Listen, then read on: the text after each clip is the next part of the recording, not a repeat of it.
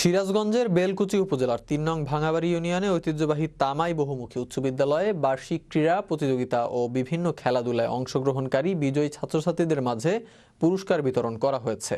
মঙ্গলবার দিনব্যাপী বিদ্যালয়ের সভাপতি আলহাজ মোহাম্মদ ফজলার রহমান তালুকদারের সভাপতিত্বে অনুষ্ঠানে প্রধান অতিথি হিসেবে বক্তব্য রাখেন জাহাঙ্গীরনগর বিশ্ববিদ্যালয়ের অধ্যাপক ডক্টর আলী আজম তালুকদার।